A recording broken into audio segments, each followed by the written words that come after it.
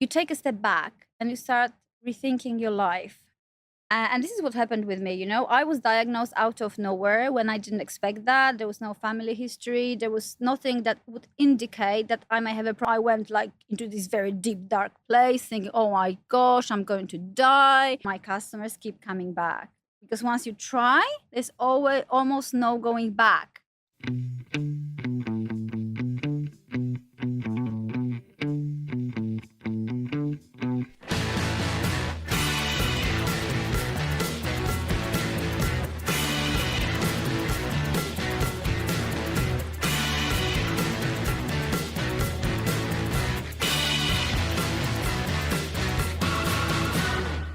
Welcome back to the Chef JKP podcast. And on the show today, we are extremely excited to welcome Magdalena Orzechowska. I'm going to go again. Ready? Orzechowska, right? Orzechowska. Okay, I'm going to go again. So take two. Welcome back to the Chef JKP podcast. And on the show today, we are extremely excited to have the one and only Magdalena Orzechowska, who is the founder of Aroma di Olio. Not only that, she is a master olive oil sommelier and consultant. Magdalena, welcome to the show. Hello, James. It's great to be here. So, first question, as always, favorite childhood food memory? Oh my goodness. Okay. There is a lot of them, but there is one particular one that I will never forget. An open sandwich with cheese, butter, tomato, and onion. And I'll tell you why. It's very specific. I like it. It's got to be all these ingredients. Okay. I grew up in Poland. And when I was growing up, we were still the communist country. And it was a poor country. It was a country where we didn't have access to many products. Okay, whatever it was locally produced or whatever was in the shops at that time, it was basically snatched off. But to fresh produce, we had access seasonally. As and when things grew, then we could get them. So obviously, tomatoes were not like accessible all year round like now. We could get them from, I don't know, April until October maybe. And then they were gone. So I remember, and I was a picky eater always. So my mom always had she knew what I would have always. It was bread and butter and a slice of cheese. And then when April came, she would give me a tomato and a bit of onion. And that was just the best thing. Wow. I knew the spring was coming. I knew good times were coming. I knew summer was coming. Wow. So yeah, it's I was thinking about this. What is it that really reminds me of my childhood when it comes to food? And it is that open sandwich. So do you have it now?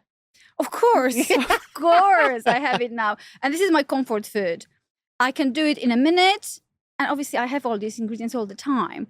But now I really take care of the quality of these ingredients. So what's better? Is it when you're in Dubai or when you're back in Poland? It's best when I'm back in Poland in the summer. And I just have it, I just buy all my produce locally in a small shop around the corner. Wow. It is better. So then, as you were growing up as a teenager, because I'm not too familiar with Polish foods, what were the types of foods you were eating? What were we eating? Tomato soup, pickled cucumber soup, mushroom soup, lots of potatoes, obviously, and various meats. I stopped eating meat when I was about 19, but I continued with fish. But yeah, potatoes were always there. Pasta was always there. But it was fairly, I would say, basic food, like not complicated, hardly any processed foods. It was only like in the mid-90s or early 90s when we became a democratic country, when everything was accessible. We became, open to European foods, to other world foods. Suddenly everything was in the stores. And I learned actually, whoa, there's other things that are actually, they taste nice, but they don't look like really food. So mine became like a, go-to thing was a Snickers bar because I discovered that when I was probably about 14. And I had no idea how bad it is for me. So I ate a lot of that. It's a chef's favorite, by the way, Snickers. Is it? Yeah, it's the snack you have on the side. During a break. It always gave me energy. Always. So the other thing I wanted to ask, which I think is quite interesting, is obviously different countries, as you know, for example, Italy, they have lots of various street foods, right? Mm-hmm. Is there a street food scene in Poland? Yes. Tell me about that. Yes. Okay. So something that I remember from my very, very early years, and it's still there now in various forms, is something that we called zapiekanka. Zapiekanka is basically a baguette, long baguette cut in half, and you put on it, guess what? Cheese, mushroom, and lots of ketchup. But the mushroom is raw or cooked? It's cooked. Right. It can be pre-cooked. It can be fried. Okay.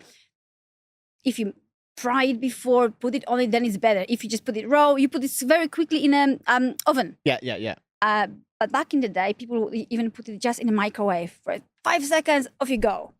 And guess how it tasted? It's like when it's winter, it's really cold. You go to this. It wasn't even a shop. It would normally be like a sort of a camper van sort of thing. You would buy it off that truck, basically, like a food truck. Yeah. So that was something that was always there. The bread with cheese, mushroom, and ketchup. It doesn't sound very Polish, I know, but it's a very Polish street food. Very Polish.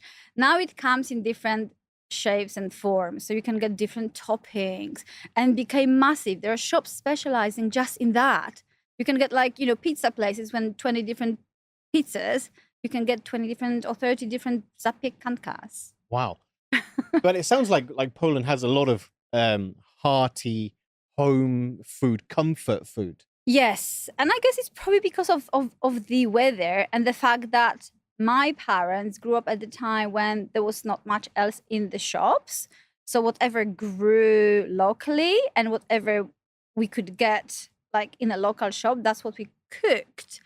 And my parents were never very good cooks, so they were never very inventive. So that's why, when you ask me what I ate when I was younger, it's very repetitive, but it's so delicious. I don't mind. It's not like we were eating the same thing every day, but the tomato soup was there at least once a week. The cucumber soup was there at least once a week. But then, of course, there was lots of gravies cooked with, fresh parsnip, parsley. You make gravy from scratch. You don't make gravy from powder.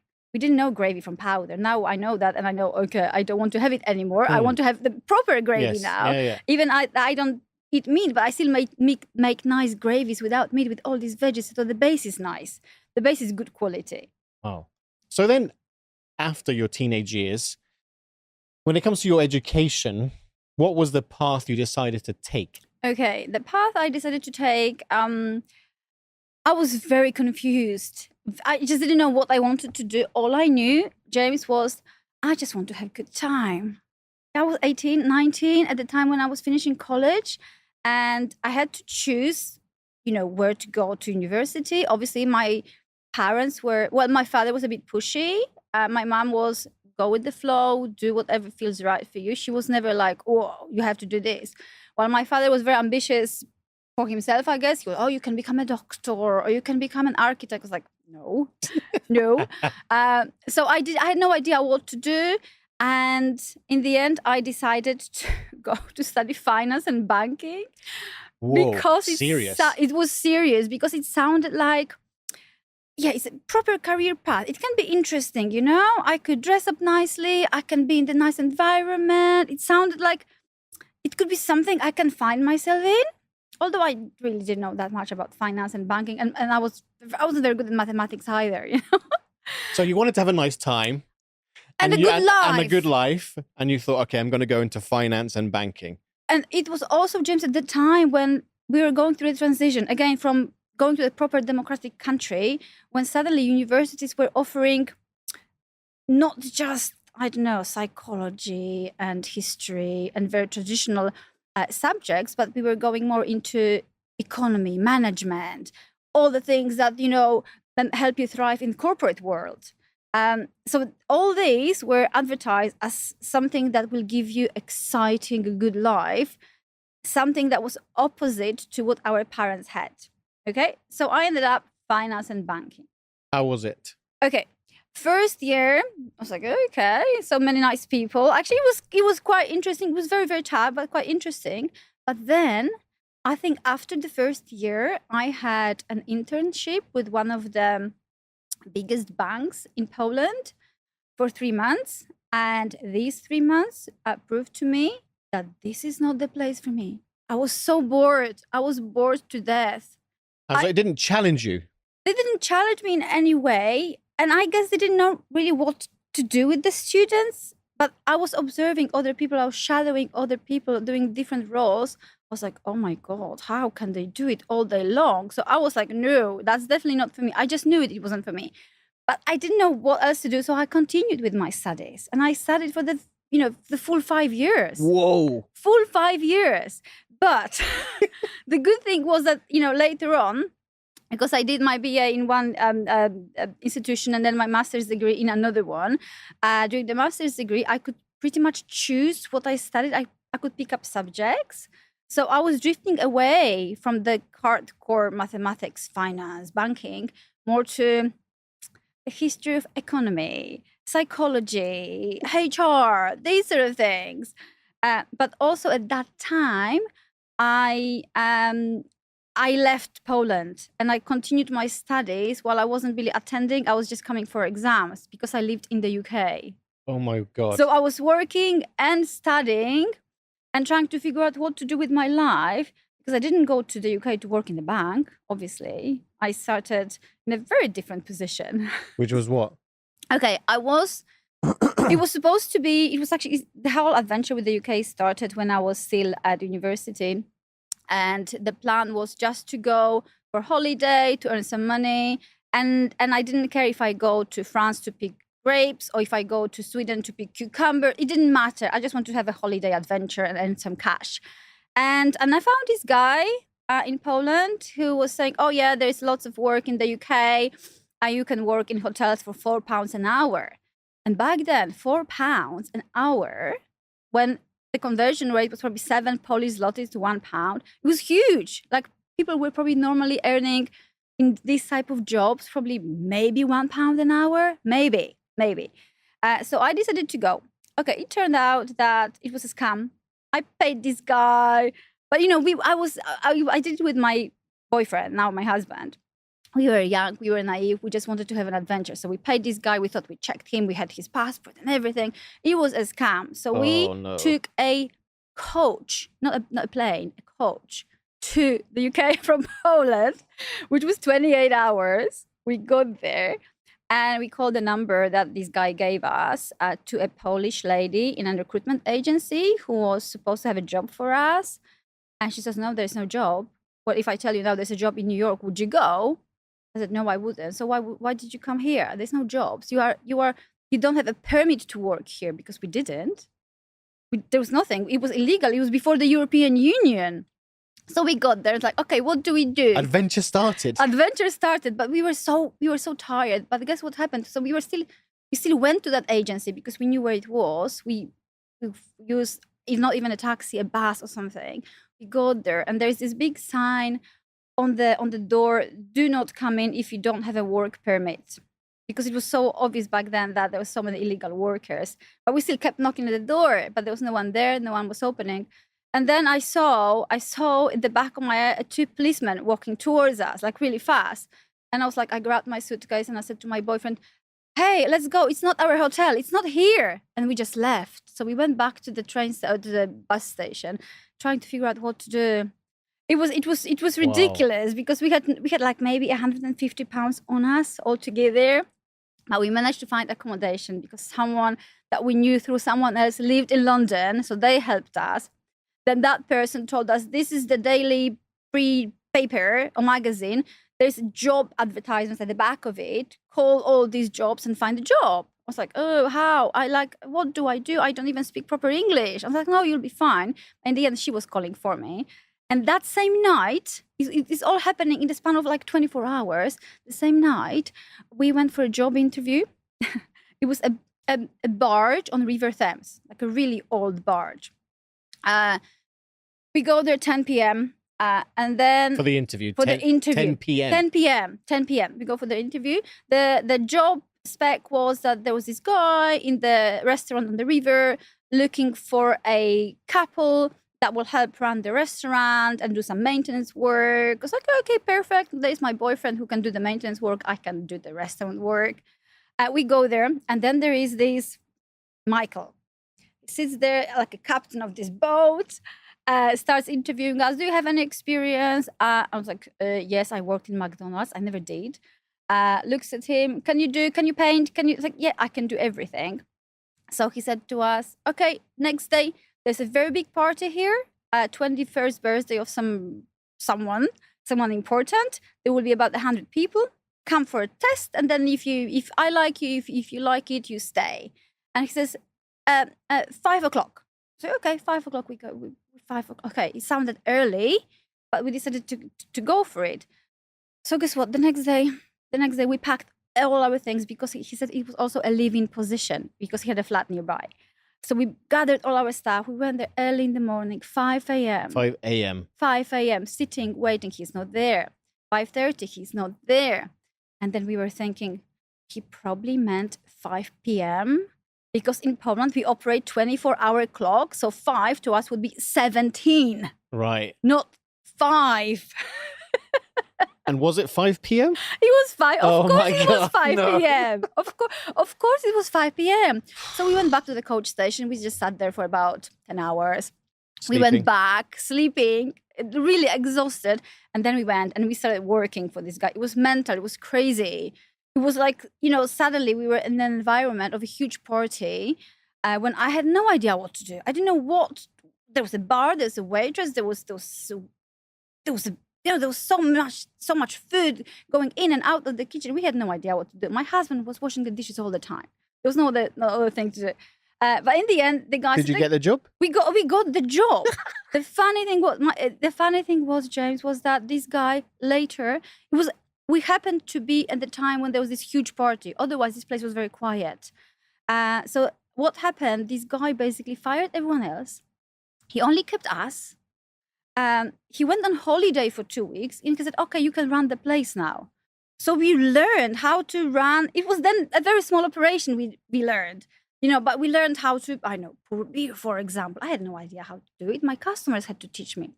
So it was a very funny story, but we ended up working with this guy every summer. Every summer we would go back to study, and then we would come back every summer to work for him. And then after we finished uni, we actually went back to work for him, but then very quickly I knew it was only my summer job. So after 3 months, I found another job, and then my husband also found somewhere else to work. But the relationship with Michael continues until this day. He's now in his 80s, I believe. What a legend! He's a legend because he had a very big heart. He's the sole person why our adventure with the UK lasted for not just for one summer, but for 13 years. We ended up living there for 13 years because he showed us a big heart. So I tell you what he did after that first summer. It was horrendous. It was very hard. We didn't know what to do. And he was also very, he would shout a lot. A lot. And he would never say sorry, but he would pay you more at the end of the week. But also what Guilt he did. money. Yeah, but also what he did. He said, okay, you work really hard. Why don't you go to my place? I have this lovely place in the south of England. So you have a week of holidays. So he took us to the most gorgeous place I've ever seen. It's in the south of England, in a place called New Forest, where there's wild horses and cows in the forest. And he has this beautiful mansion there in a private estate. So we stayed there for a week. So basically all our pains and sorrows of that summer disappeared because we had the time to relax, and we could go there like any time now. He moved now back to that area. He gave up the restaurant life because he had a few and they all went bust. But look, if we fast forward to now, that is a serious adventure, and thank God, well done, Michael, Sir Michael. If we fast forward what you're doing now, what I'm really interested in is how did you become a sommelier of extra virgin olive oils? Because it's a very technical thing to get into. Normally, you have sommelier of wine, whatever, so on and so forth. But extra virgin olive oils, why? Yeah, I never thought that a thing like that even exists. I never thought about olive oil in my life, never, ever. I continued my career, not in banking, not in finance, but in corporate world. So what I studied in the end did help me, okay? But then about 6 years ago, I was diagnosed with breast cancer. And when that happened, when in general, when something like this happens to you, you take a step back and you start rethinking your life. And this is what happened with me. I was diagnosed out of nowhere when I didn't expect that. There was no family history. There was nothing that would indicate that I may have a problem. So out of the blue. Out of the blue. And I was only 38 then. So I had no idea. I didn't expect that. I wasn't even thinking in terms that I could get cancer. Like, I was young, and why? But it happened that I did. So obviously the first thing that happened, I went like into this very deep, dark place thinking, oh my gosh, I'm going to die. I have a young son. He was only 5 or 6 at that time. I was like, what am I going to do with my life? And that lasted for probably about, I don't know, a week or so. But at that time, I was seeing an oncologist, and she was helping me to understand the whole process, that it's not that bad, that it can be cured. Although, my stage was quite late. But so I decided, okay, I go through all the, conventional treatment, the chemotherapy, surgery, radiology, all of that. But you know what you also do? You go to Dr. Google and you ask Dr. Google. Dr. Google. And Dr. Google obviously tells you that chemotherapy causes more cancer than it cures. Radiotherapy will burn your skin. You will feel even worse. You will, if it cures that cancer, it will give you another cancer. So you keep reading, and your mind basically is all over the place. I had no idea what to do, and I had zero knowledge of this topic. I never even had, proper contact with anyone with cancer. So I thought, okay, I need to push these thoughts away. I need to do that, and I started reading a lot. I was really interested in the subject. What can I do to take matters in my own hands? Because I knew that if I go with the traditional medical treatments, I will follow a program or a pattern, and it's kind of out of my hands what they will give me, I can either say yes or no. I can't give them any input because I have no idea. And the more I read, the more I realized the power of food and how that can heal you. And when I was specifically researching what can a cancer patient do, the more information kept popping up about a power of very high fat, low carb diet. So that led me into thinking, okay, ketogenic diet, but how do I do that? I don't eat meat, and I wasn't prepared to start eating meat again. And keto is very much based on meat.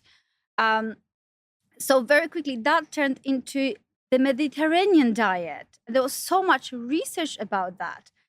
And diving deeper and deeper, I realized it's not just any fat I need to have in my diet. It's the extra virgin olive oil I have to have in my diet, because that's the queen of all fats. Comparing to other oils and other fats, the nutritional benefits and health benefit of that oil can't be compared to anything else. So I thought, this is my thing. I'm going to do that. And literally from day 1 to the second day, I dropped virtually all my carbs. Plus, I wasn't really hungry because I was having chemo, but I had to eat something. So I would literally have like a slice of cheese, always that cheese. Tomato as well? Tomato as well. Drizzled with olive oil. Or an avocado and cheese. It's my sandwich, but without the bread. Yes. Avocado, cheese, tomato, fresh onion, and a bit of olive oil. So I was slowly switching to that. And guess what happened? But I was very strict with my diet. So it was like almost zero carbs. The only carbs I would have was from veggies, mainly. But chemo is an extremely difficult thing to go through. It is. And the doctors tell you that obviously you need to eat because you need an appetite. So to cut out carbs completely, you must have been really weak, no? I was weak at the beginning when my first chemo hit me, because I felt like, I don't know, a truck ran over me. Yes, yeah. I could just be in bed for a week, and I wasn't even so after the first chemo, I wasn't touching any food for a week. I just couldn't take anything at all. But in the second week, I could. So I started eating. But you know what? Okay, you cut out the carbs, but you give yourself energy through fat. Because I wasn't eating less than I would normally eat. I would probably have a tiny piece of bread because I would be full anyway. But instead, I was having a lot of fat. I was drizzling my food with olive oil, so that gave me a lot of calories and a lot of nutrients without the effort of having to physically eat and swallow and chew, if you Right. know what I mean, because that would make you feel very sick again. So that was a lifesaver for me. What then happened? I had 16 rounds of chemo altogether. That took about Oh. 6 months. I had my first checkup after the first 2 or 3 chemos because that was mid Feb. So I think that was probably about 3 rounds. I can't remember, maybe 4. No, maybe 3 rounds. And I was on this very, very strict diet, literally 0 sugar, 0 carbs, lots of fat. My tumors virtually disappeared. They melted away. And the doctors were looking at these results and they're like, how did that happen? What the amazing response to chemo. I said, no, it's not just chemo because you gave me 16 rounds of chemo. This is now happening only after 3 rounds of chemo.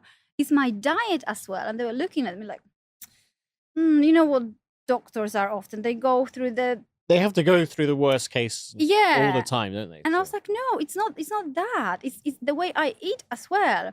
And I was so like obsessed with this way of eating because also what started to happen, like when you take out sugar and carbs of your diet, your brain works on a different level altogether. Being so weak and so tired, I could read all the time because my brain was working. I was really sharp, like really sharp. I could, I could understand information. I could process information. I could remember information. So I was like this, lying in bed, physically really, really sick, but mentally really alert. It was crazy. So I kept reading, and the more I read, I was like, oh my God, why didn't I know about this superfood? So that's how it all started. But back then, I didn't have a business idea or an idea that I would become an olive oil consultant. But I realized that, what we have in supermarkets is really difficult to distinguish what's good, what was bad, and there's no information and there is no assistance. You cannot really ask anyone. It's not like if you lived in Europe or Spain or Italy or somewhere when there's always a local shop around the corner with the owner is there and he buys or she buys all these products and she knows what she buys and you good quality because you can actually talk to them about that. In the UAE, I found this extremely challenging. I couldn't find what I was looking for. And what I was looking for was very specific. It was extra virgin olive oil, high in polyphenols or antioxidants. So what is polyphenols? Polyphenols is basically this nutrient or compound in olive oil that acts as antioxidant.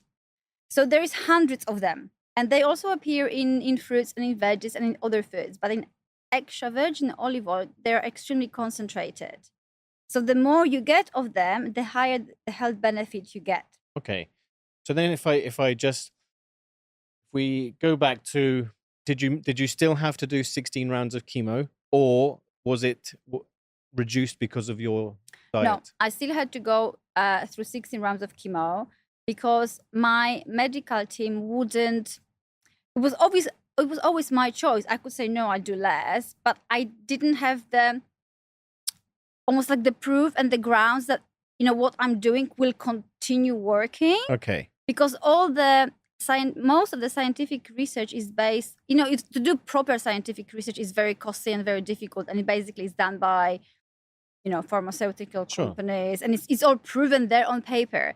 And I didn't want to fight that. I want to combine that. I wanted to do what my oncologist was telling me because I really trusted her with what I found out and what I read. So I didn't want to do one or another. I wanted to do everything together. And I continued through the entire treatment. So then you did your chemo. Did you also do radio? Everything. Okay, so you smashed all of that and well done because it's not an easy thing to go through. When was it that you actually formulated the idea to take, extra virgin olive oil very seriously to then have your own business? It happened, well, actually, when I was doing one of my last chemos, I was in hospital and my friend came to sit with me. And I said, yeah, you come and sit, but most of the time I just sleep.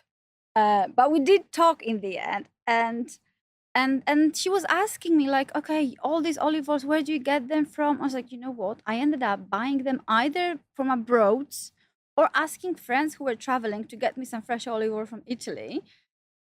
And then it just occurred to me, it's like, oh my God, because I had cancer. There's thousands of people that get cancer, thousands of people that get other serious diseases that antioxidants from olive oil can help with. I was like, if I am prepared to go to such a length to get the olive oil I want, to ask friends to buy from abroad, to pay extra money for the shipment, and with so many people being ill, I was like, that is a business idea. I can help so many people by doing this, because I also gathered the knowledge what good olive oil is. It's not any other olive oil. So that's when it all happened. And I became very excited. So after all of that, I kept going because, sometimes you have a business idea, you go to sleep next morning, it's not as exciting. With this thing, that would never stop. I kept thinking, I kept researching. It's like, oh my God, I want to know, I want to do this.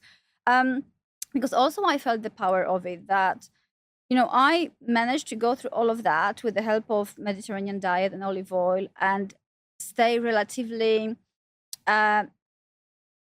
sane and healthy in a way. Okay, maybe physically not so healthy, but mentally I was healthy. I was there for my son, we were like going through this together. And I kept thinking, what would happen if I gave up? Or if I even died, And I wasn't thinking about myself. I was thinking about my son. What would happen? How he would take it. My mom also lives with me. How she would take it. My husband, how he would take it. So I was really motivated by helping others to survive so their families don't have to suffer, because I could only see, the fear in my child's eyes when he realized kind of what was going on. And he only realized when I lost my hair. He wasn't before that. Because before mommy was mommy. Yes. She was just tired. Yeah. But when I lost my hair, when he saw me for the first time, he couldn't look at me. He looked away. He looked away. He was like, Mommy, I'm scared. But then he came to me at night and he started stroking me. I was like, oh, Mommy, you are like a warrior, like a proper soldier now. I was like, oh, yes.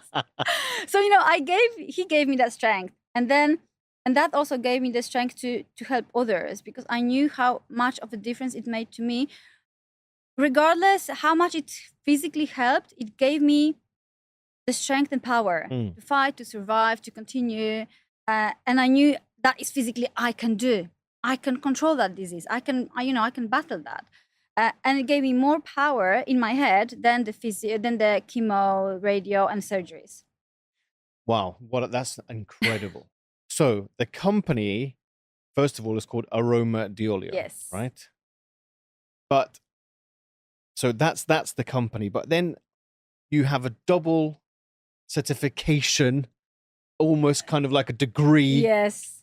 In extra virgin olive oils. Did you have that before you had the business or afterwards? It happened in the process of creating the business. Right. Because when I had the business idea, I knew, okay, I'm going to open, and it wasn't just an olive oil shop.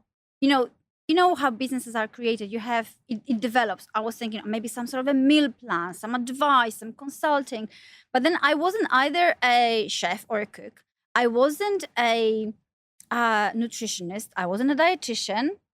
I had a finance degree, and I worked in the corporate world as a retail buyer for my entire life. I was like, okay, but I know what I know. I know that it helps, and I know it's a good business idea.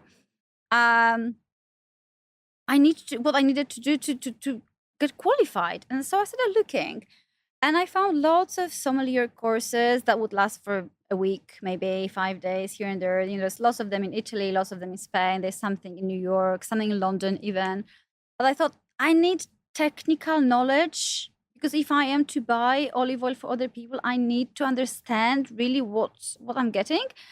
And then I found this place called the Olive Oil School of Spain, which is the only and is the most advanced institution in the olive oil education in the world, that teaches you not just how to taste olive oil, but it teaches you the whole journey of the fruit, of the tree, of the soil, how it becomes extra virgin olive oil. So I was, studying things like how to, look after the olive grove. What are I know the pests that can eat the plant. You know how it all affects the olive oil. So it was extremely It scientific. was extremely scientific, and it also was branching from. It was literally from growing to production to tasting to preserving to logistics. It was the whole supply chain. How to make sure that extra virgin olive oil is extra virgin olive oil at the end of when it ends up on the shelf in a supermarket, for example. But it also taught me how to analyze chemical reports, because I didn't know that every bottle of olive oil, every production of olive oil has to be legally called extra virgin. It has to have certain parameters, chemical parameters. It has to be tested in a third-party lab. So I learned how to read this analysis, and I learned how to tell the average olive oil from a very good extra virgin olive oil. So now when I buy olive oil for my shop, for my customers, I go through these lab reports, through this analysis, and I check every single parameter. It became something that I thought I'll just have a shop. So hold on. Something that became very chemically complicated. But every single olive oil, extra virgin olive oil, I will say, Yes. must have this chemical certification. Yes. It must, It's- legally. It's a must. And is this throughout the world? It is throughout the world. Wow. It is throughout the world. So I ask for a few. There's a couple of things that needs to be tested. It's always the most thing that most of people can understand is the acidity, and the acidity of extra virgin olive oil has to be below 0.8%. And what that means, if you think of a fresh olive fruit on the tree, a healthy olive fruit, or any other fruit, its acidity is 0. It's a healthy fruit. The minute you pick it off the tree, it starts deteriorating, and the acidity goes up. So that's why it's super important to process your olives very quickly, like within a matter of 4 hours, from the tree to the mill. It has 4 hours. 4 hours. So if the producers don't do it that quickly, or if they pick the fruit not from the tree but from the ground, and you don't know how long it's been there for, or if they store the fruit somewhere in the yard for a couple of days, the acidity will go up massively. And then when you produce it, it's no longer extra virgin because its acidity is above 0.8. So what then happens, it may fall in the virgin territory if it's just slightly above 0.8. But if it's more than that, it's not suitable for human consumption. And this is what we call in the industry lampante oil, basically suitable only for burning in lamps. But it's not thrown away. It's then processed in a way like you would process a sunflower oil or canola oil, with chemicals, with heat, to get rid of anything that smells bad, anything that doesn't look good. So you get this very clear oil that is stripped of anything that was good in it. So any antioxidants, any polyphenols, and anything that was bad in it after the processing that was too late. And then you get something that is called olive oil. So if in a shop you see something that is called olive oil, not extra virgin, not virgin, that means it's been processed like any other highly refined oil in the market. But tell me those numbers for the extra virgin olive oil. I want to know. So the extra virgin, it has to be below 0.8%. The Below acidity. 0.8. Below 0.8%. If it's between 0.8 and 2%, I believe, it's then virgin. If it's above 2%, then it's no longer virgin. It isn't then olive oil. But then the one that has the most advanced health benefits is purely, for everyone to know, extra virgin olive oil. It's extra virgin olive oil. And the ultra high quality extra virgin olive oils will have acidity nowhere near 0.8. They would have 0.1, 0.2, maybe 0.3. Like the super, super, super high quality. So I'm just trying to do some maths here. So, and I'm taking my chef's head here, Magdalena. So the harvest, you have a 4-hour window, number one, to harvest everything. Extra virgin olive oil, which has the highest amount of polyphenols, must be below 0.8. Yes. However, the lower on the scale, the better. Yes, the correct? fresher. The fresher almost, okay. yes. So then the thing that I want to also understand from a health point of view is why should an extra virgin olive oil the bottle. How do we store it? Should it be a see-through bottle or should it be black? Tell me about that. Okay. So antioxidants in olive oil are affected by heat and light. So, and also the acidity goes up when it's exposed to heat and light. That's why it's so important to process that fruit very quickly. Some top olive oils are even harvested at night, so they are not exposed to sunlight at all and processed in the morning. And then the temperature in the mill has to be maintained. There's a set of, below, I think, about 24 degrees. The machinery shouldn't be, hotter than that. So it has to be controlled all the time. So, and then when you have that olive oil in the bottle, you definitely should store it in cool conditions, not in the fridge, but, anything between 12, 22 degrees. So in a dark cupboard. Dark cupboard. Or if you have a bottle that is, because definitely you shouldn't have a see-through bottle. That's bad. That's bad. And straight away, it's poor quality olive oil if a producer puts that in a glass like that. Right. If you have dark green, it's better. But if you have properly painted bottle, so that's the key. That's the key, because then you can keep it on your, on the table, and it's not affected by the light. Because even if you go to a supermarket, you look at the top shelf of olive oils, it's normally the highest quality or price. And often some of these bottles are in glass, see-through glass or dark glass. Yeah. But they're exposed to light from the top all the time, from the ceilings. So I say in most cases, just avoid the top shelf because they get the most exposure to light and you don't know how long they've been sitting there for. So as long as they are properly painted, then it's fine. But if they are not, you get that exposure. So then with the light, it deteriorates. The acidity goes up and the amount of polyphenols or antioxidants go down. It's the same when you open your bottle, close it really tightly. Because of oxygen. When oxygen goes in, it starts, destroying polyphenols. Right. And so it's also very important when you have your bottle, there are special, I don't know what they're called professionally, stoppers. Corks or seals or something like that. Yes, so when you put the bottle back, it almost doesn't allow any oxygen in. Right. Even better when you get like you can get boxes, and in these boxes you can get bags with a little tap. Every time you open the tap, the olive oil comes out. When you close it, the access to oxygen goes out completely. Okay. So it doesn't get oxidized. Because again, oxygen is one of the worst enemies of olive oil. It gets rancid when it gets too much oxygen. But then the other thing I wanted to ask you, now every human's body composition is different. But if I wanted to start my extra virgin olive oil journey, some people say you should have a teaspoon or a tablespoon, I'm not sure, you can tell me, in the morning, first thing when you wake up, to have that. Obviously, the diet, what would you recommend? If you had an incredible olive oil, what's the best way to consume it? Okay. So what I would say, because especially here in the UAE, because there's so many cultures, so many people, everyone eats in a different way. Even I eat different to my husband, for example. Olive oil is something that you can make any diet healthier with, okay?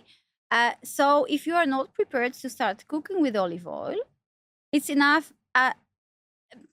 Just going back a little bit, I don't really believe in having olive oil on its own. It's very healthy, but I don't think it's sustainable. In the end of the day, it's food. We need to enjoy our food. So having olive oil on its own, okay, I love doing that, but it's not everybody's cup of tea. There's a lot of celebrities, by the way, who do it. First thing in the morning. First thing in the morning. Yeah. And they really... It's very healthy. It's super healthy.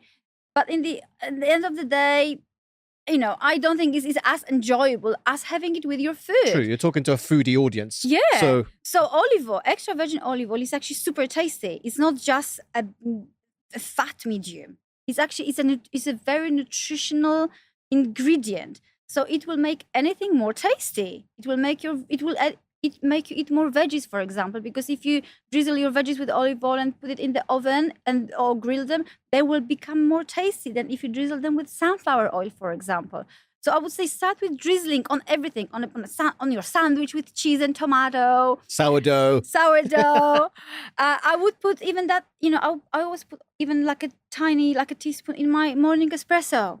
So I top up my food with extra virgin olive oil. So if you put a few drops here, a teaspoon here and there, suddenly at the end of the day, you consume, I don't know, a few tablespoons a day. So the first step I would say just use for drizzling rather than cooking if you're not ready for that, but also replace any fat that you use currently with olive oil, and straight away you get the amount you need, plus you get the tasty results and healthy results.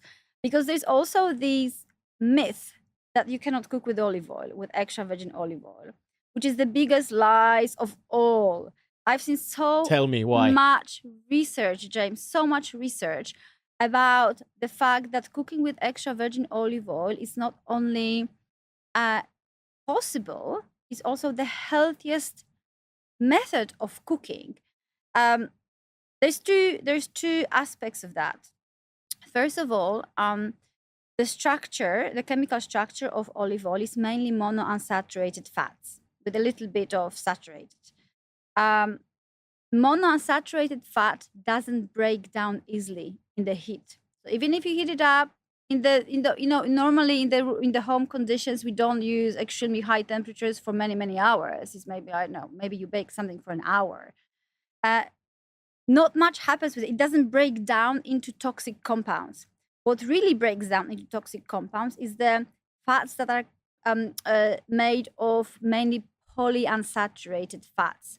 So your canola oil, sunflower oils, highly processed refined oils. They break down, okay? And when they break down, the oil becomes so toxic that at some point it's unfit for human consumption.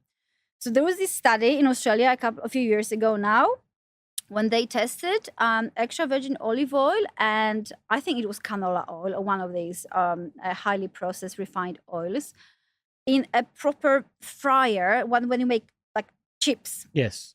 In a restaurant setting, for 6 hours. So, it was in and out, cooking in the same oil all the time. After these 6 hours, the deterioration of extra virgin olive oil was there, but it was minor and it hardly produced any toxic compounds. The deterioration of that other oil was so bad, it was so toxic, it was unfit for human consumption totally. So it just proves to you that, or to everyone, that every oil will deteriorate in heat, in the long exposure to heat, but not as much if it's monounsaturated fat.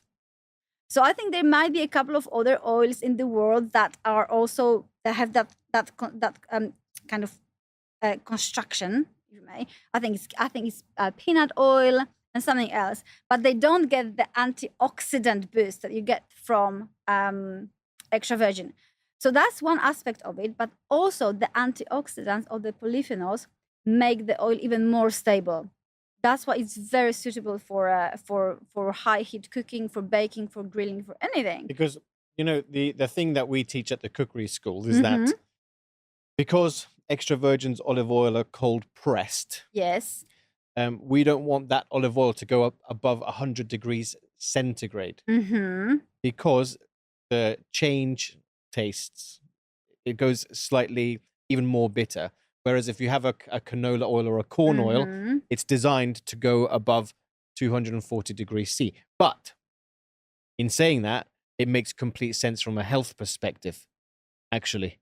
But I think the other thing that we need to think about here from a business point of view is that you wouldn't necessarily fill a 20-liter deep fat fry with extra virgin olive oil because it's so expensive. No, yeah, that is true. It's very expensive because it's very expensive to produce high quality. That's why it's called cold press, because we need to have the machinery that will keep the temperature down. So yes, it is expensive to make. So I can't imagine using that in a setting when you use liters and liters and liters to fry your food. Yeah. Because from the economical perspective, hardly any restaurant could afford that. Yes. But on the other hand, when what you say, that above 100 degrees, it changes the taste. I find it extremely difficult to to understand.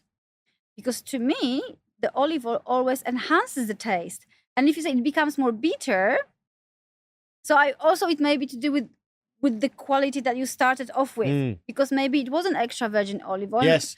Well, now exactly. It might be like a virgin olive oil, or it might be just there's olive so oil. many. There's so many. Or pomace olive Pomace oil. And you know pomace is the waste product. It's basically, you know what that is? Tell me.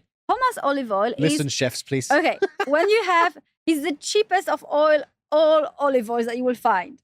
What it is when you get olive pressed in the mill, you get the waste. The waste is the skins, the pits, maybe some branches, some leaves. Is then taken to a refinery when it's treated with heat, with chemicals to extract the last few droplets of oil. And that's what pomace is. That is exactly what pomace is. So it can be, you know, used in high temperatures, but it's highly refined, and it also may have trans fat in them as well. Wow. So yes, and it will have in most cases very little taste or very little flavor, so it doesn't give you anything. It's just your medium to use as fat. But it has, but also very often what happens when you have pomace oil or olive oil, you know, on the label, the word pomace is tiny. The olive oil is very big. So this is what you see. And you think, oh, I'm buying olive oil. But now you know that actually olive oil is not, it's still a processed food. It's still high refined oil. You always need to look for extra virgin or virgin.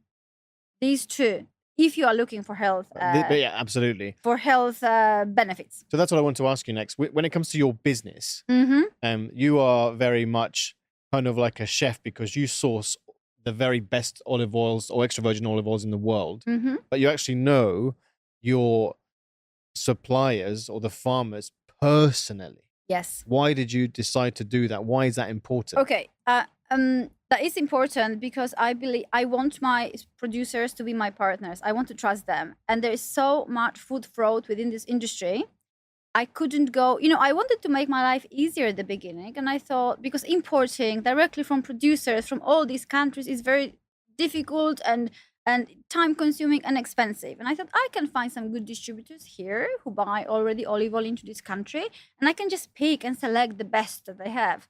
So I tried to do that, but I couldn't find anyone I could talk about olive oil to. There's no experts, there was no proper advice. All I could get was, why is this olive oil good and so expensive? Oh, it's a family-run business. It comes from Tuscany. Okay, like, very great. wishy-washy. Yeah. So I didn't know like why it was so good. And when I trained myself to be kind of master olive oil consultant, I knew about the chemical analysis and all of that. So I started asking about that. No one could give me anything, like zero, like nothing, because they were probably not asking their producers. And I had no access to the producers. So I said, okay, no way, I can't do it. And this is where my finance and banking studies and my work experience come to place. And that came actually with help, because, you know, when I was working in my last, I don't know how many years before I dropped it all, I was a retail buyer for very large retail chains, but buying furniture, home accessories, Christmas trees, anything to do for the home, basically, okay?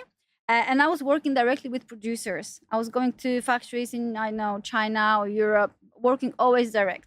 Okay, the level of these producers, it was very, very different. We were working with huge budgets. We were buying thousands and thousands of things.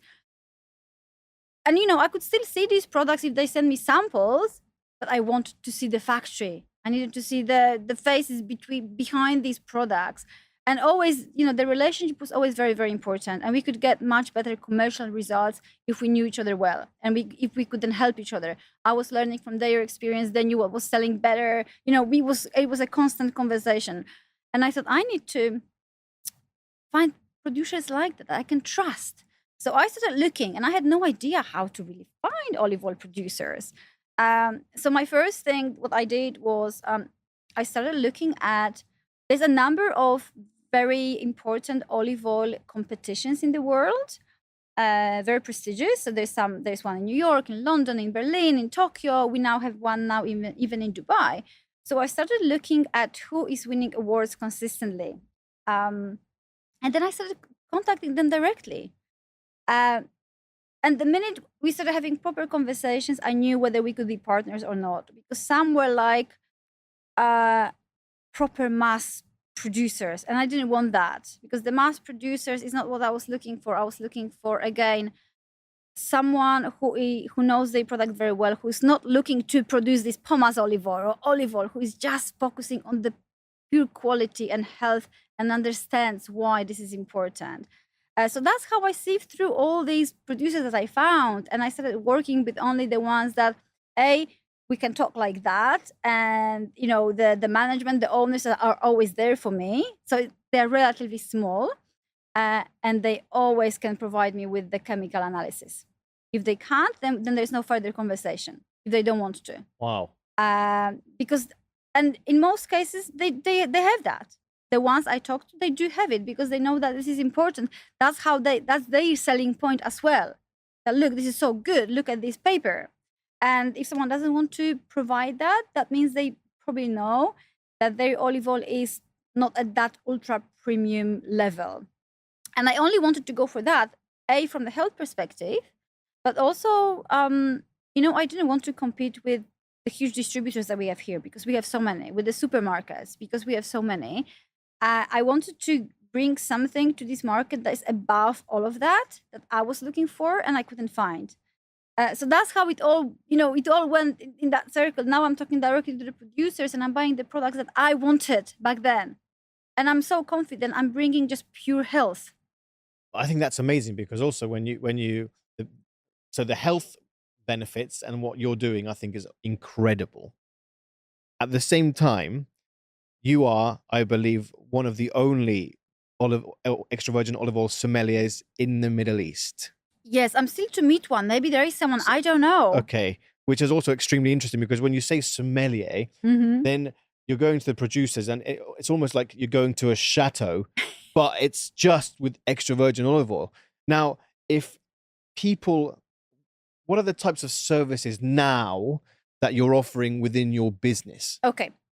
So one of the key things that I understood I needed to do is the education, because I realized it's such a scientific and complicated topic. Explaining to someone why they should pay, I don't know, 300 dirhams for a bottle of olive oil is very, very difficult if I don't talk to people. So what happened naturally, and it started just with my friends coming over. It's like, oh, listen, I've got these bottles here. Let's try them. They were looking at me, but then we were trying, and then I learned how to properly taste olive oil. That's without the bread. It's without any food. You do the similar thing like you do with wine. When you first warm it up, you smell it, then you inhale. There's a lot of steps to do. So I started doing that at home, and I thought, okay, that's actually really cool. So now I offered that as private tasting experience. So people invite me into their homes when they have dinner parties. So when they wait for food or whatever, we do the proper tasting. And then they try these olive oils with their food. Because again, it's how you then incorporate olive oil with the food you eat. It's not about you changing your diet completely, because we all come from different backgrounds. I love Mediterranean diet, but you may not. So this is what I do. But I also help new restaurants when they open to help them find the right product, the right olive oil for their dishes, for the finishing, not necessarily for the cooking, because hardly anyone can deep fry in olive oil, but mainly for finishing. So it's more like, depending on the cuisine, obviously. But when with the chefs, we can try, they make dishes in their test kitchen. We can then drizzle a few different ones and see what works well. So then they can communicate to their customers, okay, listen, we have this, I know, Spanish dish, for example, and this is the olive oil we recommend for. So it's not like they put olive oil on the table and people just drizzle over their food, because that bottle will be gone in a second, and it will be wasted, basically. It's better to do it in a way that a restaurant staff know and they can recommend. Then the experience, also the sensory experience, really changes a lot. Because I was going to ask you, again, the reason why you're part of the show is because we did something with the Dubai Chefs Collective, and where we were introduced to some of your incredible olive oils and balsamic vinegars. And what was really interesting was the educational part. So what I wanted to ask you is, how have restaurants and chefs reacted when you're giving this education to them? hmm Most of people are very surprised. Like, I mean, very surprised because uh, hardly anyone knows about the grades of olive oil. People know extra virgin olive oil and olive oil. It's the same thing, but it's not. So everyone is super, super surprised. Uh, but then when we start tasting, and when, this is the point when you understand high quality extra virgin olive oil to any other olive oil or oil. And then when you physically taste it, you see a massive, massive difference.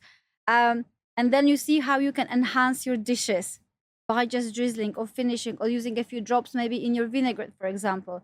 But you need to taste and you need to understand what good tastes like. So if you see if you feel the burning sensation in your throat, or like peppery feeling or spiciness, that is a good thing. That is not a bad thing. That's a very good thing. And then okay, I can maybe use it in my more intense dishes, because if I put it over salad, it will destroy my salad because it will overpower it with the spiciness or with bitterness. But if I use it maybe in some really, really intense vinaigrette, that's a different story. So it's learning these little differences in taste. This is where the sommelier part comes in. Learning these different aspects, because they are tiny in most cases. But then if you're a chef, your dish is also a tiny difference will make a massive difference Yeah. to the guest, You know, what's really interesting is that, so when I was 16, I worked in a pizza restaurant, and the most expensive thing we would invest in would be the extra virgin olive oil, but it wasn't for the table. So we would make the pizzas, finish them with the oregano, and then we would put on every pizza extra virgin olive oil over the top before we baked it. Oh, lovely. Right? So I never understood it because I was a kid then, and I was like, it's so expensive, but we would have to do it. It was part of the standard operating procedures in every recipe. Mm-hmm. So then, and that made a huge difference because we obviously used to test with or without, and with every single time was delicious and incredible. And obviously it was because of that. Yeah. At the same time, if you were to have now a pizza restaurant or a Michelin-starred fine dining restaurant, that extra virgin olive oil experience is incredible, because also you can have different levels within the meal talking about extra virgin olive oil, right? Absolutely. So I think it's quite interesting, and I think we've only just started to learn about this topic. It's very interesting, and it's still a long way to go. But you know what I did recently with one of the chefs? We developed like a proper, it's a private chef who basically cooks meals for us when we do the private tasting. Because another experience is, okay, we can do the tasting, but also we can bring a private chef who then cooks for you. So we developed the whole menu, or actually 5 different sets of menus from different Mediterranean regions. That then are then complemented with our olive oils and vinegars. So that is a beautiful experience when you physically first you taste and then you use these products, or the chef drizzles the dishes with these products as and when they cook. It's absolutely amazing, and it really does change your perception of olive oil, because at the end of your experience, you even get ice cream with olive oil. So you can see, how it can be used and how it can change your food. Because first, okay, you get it, and then you drizzle a little bit of olive oil. You see how different it tastes. But is that experience done within a private home setting or a supper club? Private home settings. So then it should turn into a supper club, because you can imagine now supper clubs are a huge thing here. So if you were to have a supper club setting that you're talking about these olive oils and then you're showing people this, I think it's quite phenomenal. But would you open a school ever for people to learn? Not a school, but you know what I want to have, and it's my ultimate dream: a proper olive oil tasting bar.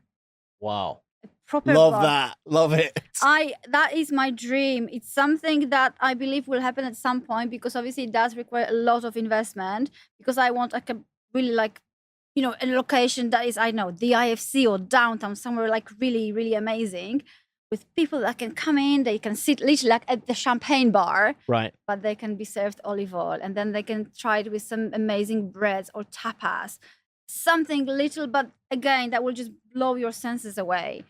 That is my That ultimate sounds dream, amazing. because that would then also become kind of a school, because whoever would work there would know everything about olive oil. But do you think since you've started that journey, how has the perception and the awareness been raised?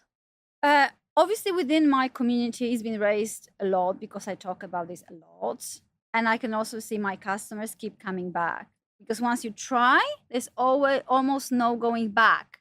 I tell people, if you travel abroad to Italy, to Spain, to Greece, always bring a lot of olive oil with you, because here it's more expensive and it's more difficult. So once you try, once you understand, and once you know how powerful this food is, then why not? Because you don't need to change massively your diet in any way. You just replace your current fat. It makes it tastier. But it's a long way. I constantly get the questions, oh, can you cook with olive oil? Or, why is it so bitter? And there's why is olive oil not the same as extra virgin? What is pure olive oil? What is light olive oil? People don't know because it's so complicated. And My question to you now is, have you been approached or have you had the opportunity to talk to supermarkets about what you're doing? yes.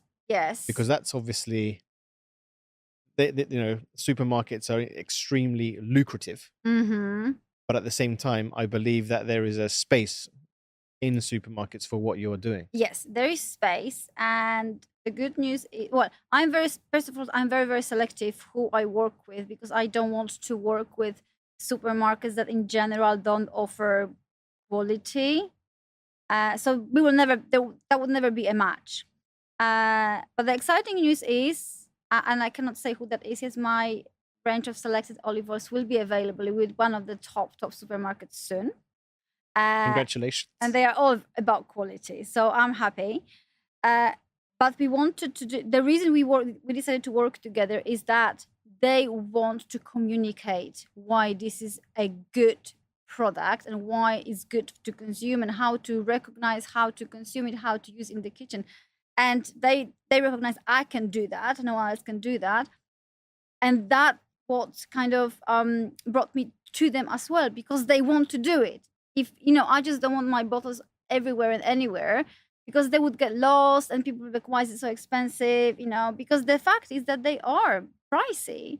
But if you look at it in a different way, you go to, I don't know, to a Saturday brunch, you spend the same amount of money, and within a few hours you are just full, you've eaten a lot, you feel bad the next day.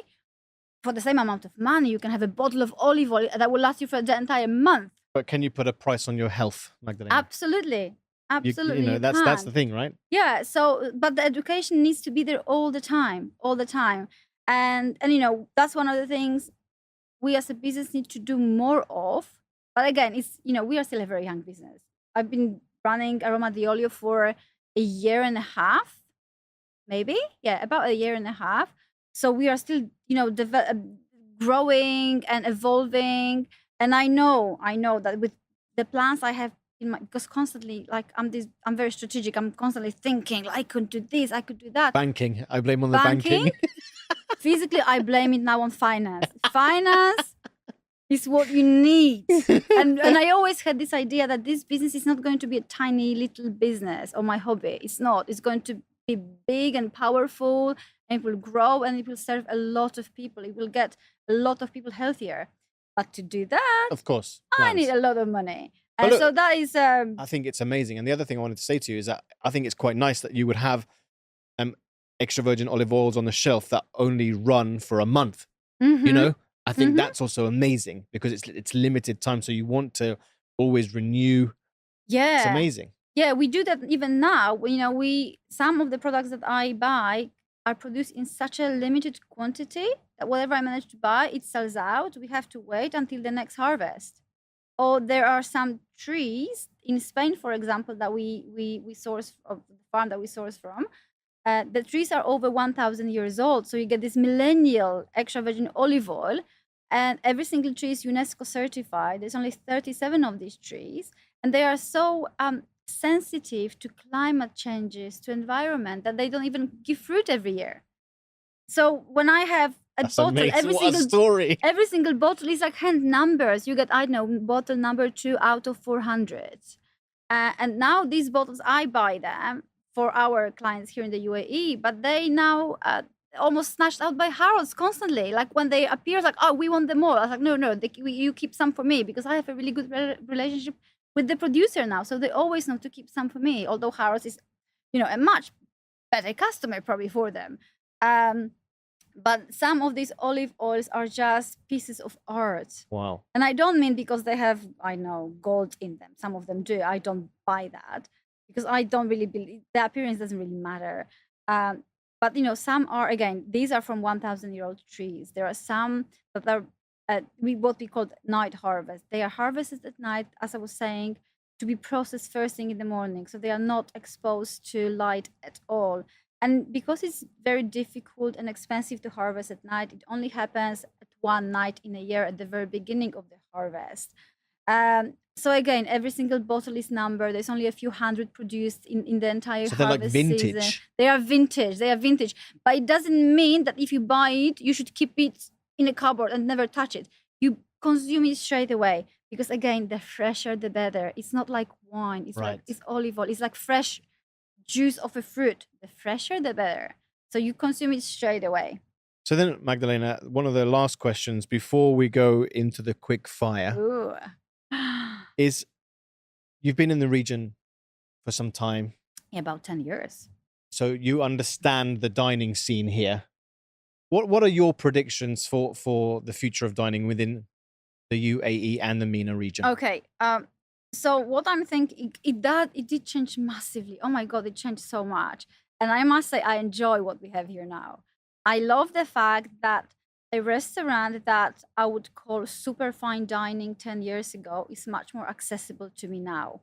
Because there is so many of them, and there is so many really, really good restaurants. Like, I mean, like, you can go to, I don't know, anywhere in town and you find something really tasty.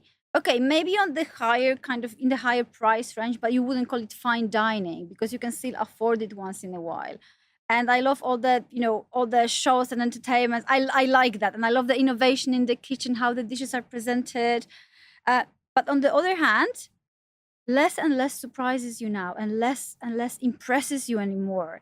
So I think all these chefs and restaurants have to fight really, really hard, and every detail matters. So I see, okay, olive oil is something that can make a difference sometimes, right, in the restaurant. I don't know whether especially the Dubai scene can grow anymore with the, I don't know how many thousands of restaurants we have and so many exceptional chefs that we have here. I don't know even there's a city in the entire world that has got a similar concentration of excellent chefs and restaurants. I just don't know. To me, this is like a heaven, foodie heaven. And guess what? Here and in the recent years, I go out more often than I ever have, because to me it's like an adventure. I want to see, I want to try, I want to, there's something new all the time. And obviously you are influenced a little bit by Instagram and what you see there. But it's like a never ending story. It's like going, an adventure every single time you go out. And I ended up often not returning often to the same places, not because I don't like them, but because there's so many others I want to try. And I'm not sure whether that's good for business. But I think the government have done an amazing job Mm. pushing so many restaurants. I mean, there are above 13,000 just in Dubai. Oh my God. Just in Dubai. And of course, we have the Michelin guide here, going below 50 best. We are ranked in the world. So previously, you'd think London, Paris, New York, Tokyo, Yeah. but also the eyes are here in Dubai and the MENA region because people really understand how incredible we are here. And, your extra virgin olive oils are going to be part of that amazing journey. Absolutely. So it is exciting and it is amazing. It's difficult to keep up. I have to It say it's difficult to keep is. up. But yeah, we'll see. Only the strongest will survive, I think. We'll see Yeah. what's going to happen over the next few years. Although on the other hand, I believe there is still place maybe for even all these 13,000 restaurants with the expansion plans for the city, with so many people, new people coming, Yeah. and the government strategy to double the population of Dubai, I think. So maybe, yeah, maybe we should have 13,000 restaurants and they will all thrive. I Yeah. hope so. I hope so. So I hope you're ready. Quick fire questions. Oh my God. Okay. First thing, I'm not going to ask you, okay, well, sweet or salty? Oh, both together. Salty caramel. Think about that. Okay, salted caramel, very good. Yes. Spicy or pickled?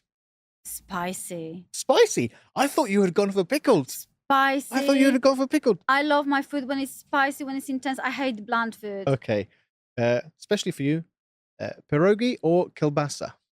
Absolutely pierogi.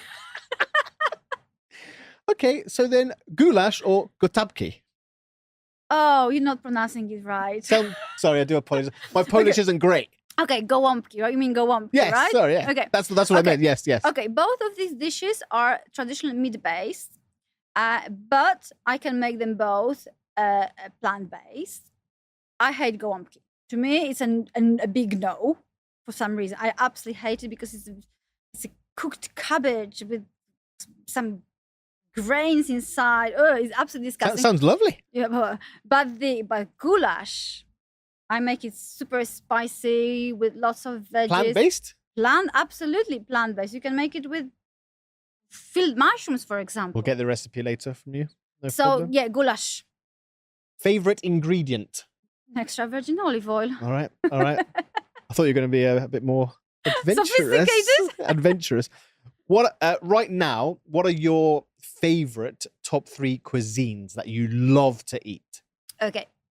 Okay. I won't surprise you here. It's the Mediterranean. All right. However, we have so many of them. So I think at the minute, okay, Italian has always been my favorite, and there's no change to that. And I kind of keep switching between Spanish and Greek. But then, and I only discovered that when I'm here in this region, is the Lebanese. Because I think it is classed as actually Mediterranean diet as well. To me, it's the Lebanese with the proper hummus, with drizzled with olive oil, with the really nicely made bread. And it's also simple. Simple in a way that, okay, apart from the meats, I never look at the meats, but there's so few dishes that are so excellent that I don't need anything else. So yeah, to me, it's the Lebanese as well. Who would you say are your top 3 culinary heroes? Oh my God. And they don't necessarily need to be chefs. Okay. It does change often. As with the restaurants I like, everything changes often in my life because I think there's so much going on around us. I just don't like sticking to the same things and places. Okay, there's one guy who changed me how I look at my health. Help me understand how I look at my health and food. He's called Dr. Simon Poole from the UK. I discovered him and his work while I was still being doing cancer treatment. He is a GP who is obsessed with extra virgin olive oil and the Mediterranean diet, and he wrote 2 books: the Real Mediterranean Diet and the Olive Oil Diet. I take so much of his work. So these 2 books are always there with me, always in my kitchen. So Dr. Simon Poole, he's fantastic. He's also an international speaker. He does a lot of educational work. He's absolutely amazing. So I really would love him to come over here. We are already talking for making this happen, but we'll see how that goes. So he's number 1. He's number 1, Dr. Simon Poole. Okay, there's this lady, Jessie.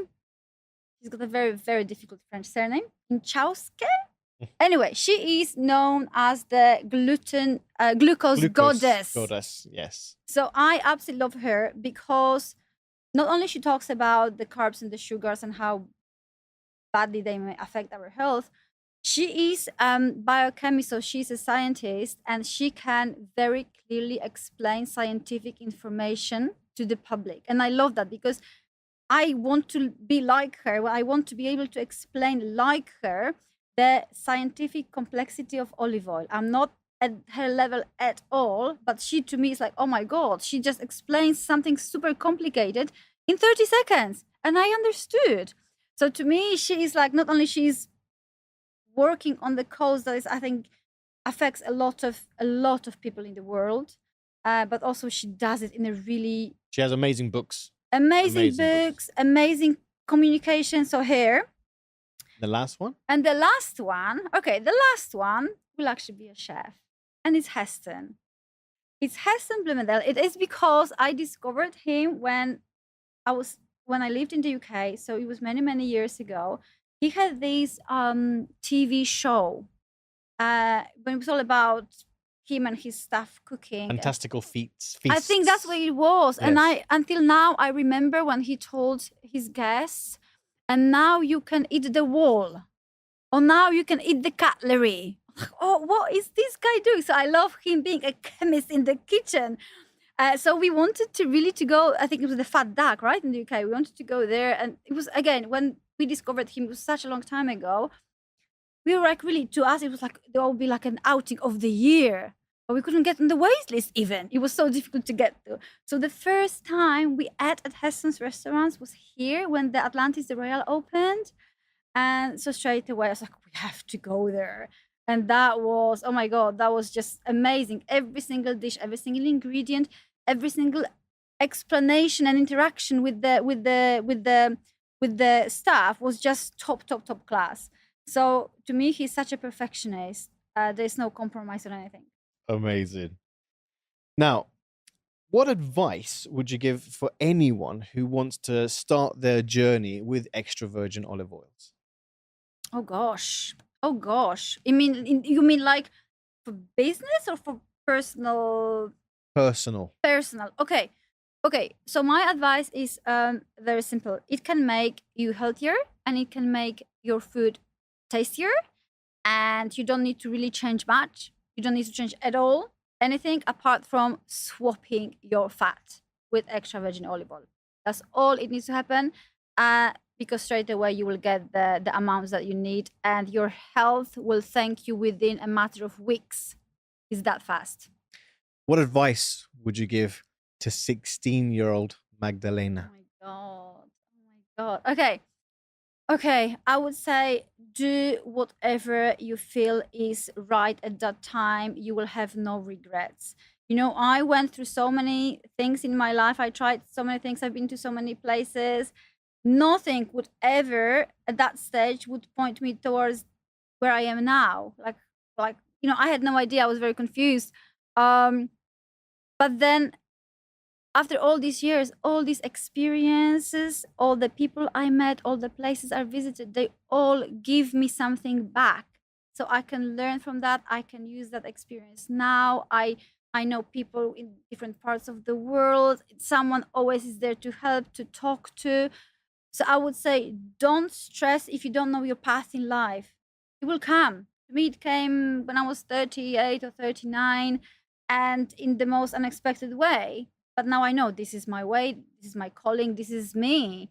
But it took a very long time to get there. So I would say, yeah, don't stress, don't get freaked out, and just go with the flow. Now, if anybody wants to get hold of you through social media, how can they do that? So I'm always on LinkedIn. I love LinkedIn. And it's my full name, Magdalena Orzechowska. And on Instagram, obviously there is my business profile, Aroma Diolio, or my personal profile, where actually you can see me more probably going out to restaurants and eating a lot. It's just called Magda herself. So I'll put all of that in the show notes for everyone to have that.